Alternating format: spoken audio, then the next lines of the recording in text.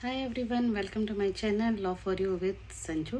आज हम डिस्कस करने वाले हैं जूरिस्प्रूडेंस के बारे में, जो है semester 1 Meerut university CCS university के LLB 3 ईयर प्रोग्राम में ये सब्जेक्ट्स आते हैं और ये फर्स्ट सेमेस्टर में है। और जो फर्स्ट सेमेस्टर में जो LLB में एडमिशन ले चुके हैं उन बच्चों के लिए ये टॉपिक बहुत ही अच्छा, और इस वीडियो से आपको हेल्प मिलने वाली है कि जूरिस्प्रूडेंस की डेफिनेशंस क्या है, नेचर क्या है, उसका स्कोप क्या है। वन बाय वन हम सारी वीडियो में डिस्कस करेंगे। इसके स्कूल के बारे में डिस्कस करेंगे। इसमें हिस्टोरिकल, एनालिटिकल और बहुत सारे स्कूल हैं जो जिसके बारे में जूरिस्प्रूडेंस में बताया गया है। ये सेमेस्टर 1 जूरिस्प्रूडेंस 1 में ही आता है, ये सेमेस्टर 1 में आता है। और भी जो सिमिलर यूनिवर्सिटी हैं जैसे कानपुर, लखनऊ, मध्य प्रदेश, हिमाचल, शिमला, उत्तराखंड, जहाँ पर भी ये सिमिलर कोर्स पढ़ाए जाते हैं उनके लिए भी ये वीडियो हेल्पफुल होने वाली है। तो आज हम डिस्कस करेंगे कि जूरिस्प्रूडेंस की डेफिनेशन क्या है, उसका नेचर क्या है और उसका स्कोप क्या है। दूसरी वीडियो में हम डिस्कस करेंगे उसके स्कूल के बारे में, उसके एनालिटिकल स्किल के बारे में, उसके स्कॉलर्स के बारे में और क्रिटिसिज्म के बारे में। और मैं इसके साथ साथ आपको टिप्स एंड ट्रिक्स भी बताती चलूँगी कि शॉर्ट क्वेश्चन आए तो क्या करना है और कैसे उसके पॉइंट आउट्स करने हैं, और लॉन्ग क्वेश्चन आए तो क्या, वेरी लॉन्ग क्वेश्चन आए तो कैसे करना है। तो चलिए स्टार्ट करते हैं। Jurisprudence definition, nature and scope.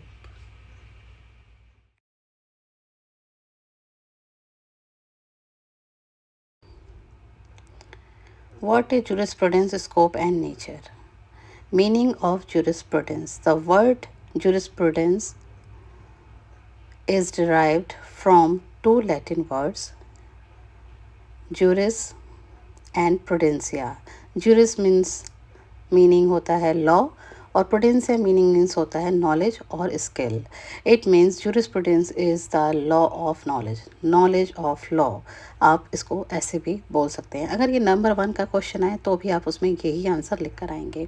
और जो जूरिस्प्रूडेंस और क्या है, वो साइंस भी है, वो ये भी पूछा जा सकता है। तो आप ये बोल सकते हैं jurisprudence mean the knowledge of science of law, knowledge of law and science of law. ये भी आप उसमें आंसर में लिख के आ सकते हैं अगर 1 नंबर का क्वेश्चन आता है तो।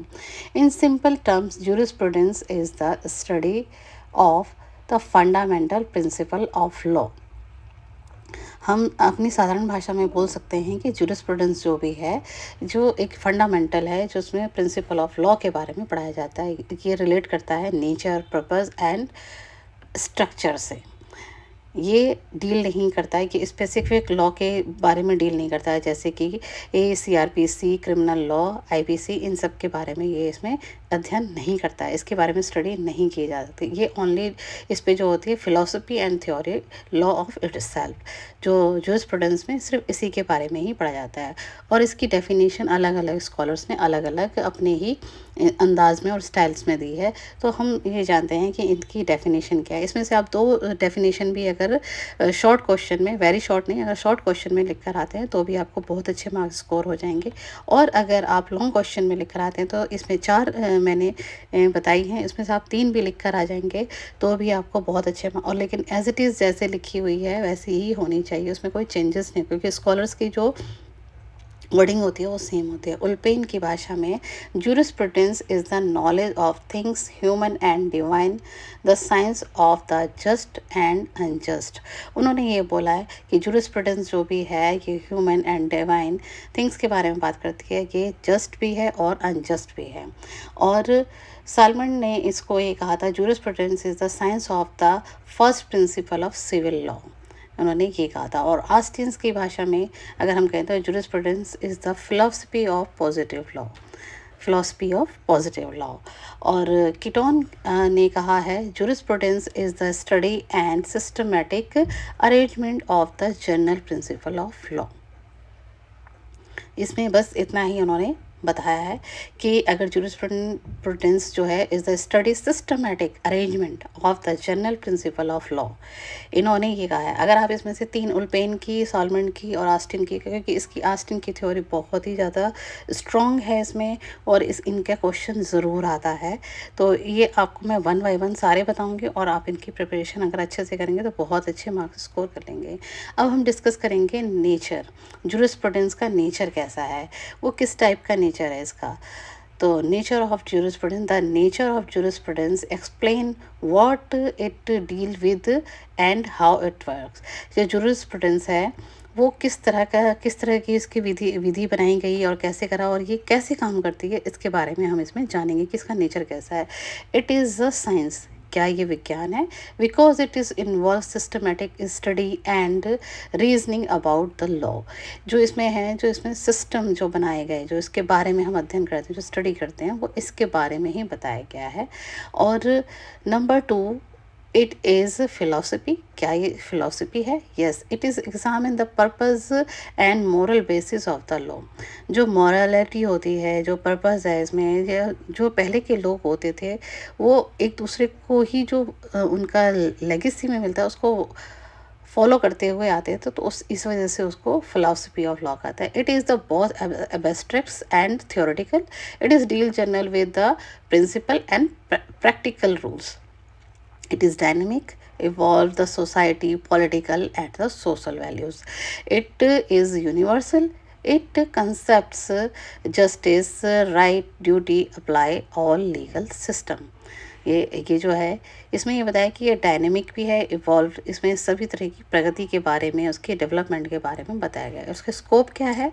स्कोप ऑफ jurisprudence, जो इसमें स्कोप है jurisprudence का, वो कैसे है और कैसे कैसे इसके सोर्स हैं, क्या है, इसके बारे में हम इसमें डिस्कस करेंगे। The scope means the range और field of study covered by the jurisprudence. It is very wide and included. ये बहुत बड़ा है, अगर इसके बारे में आप स्टडी करेंगे तो ये बहुत ही बड़ा है।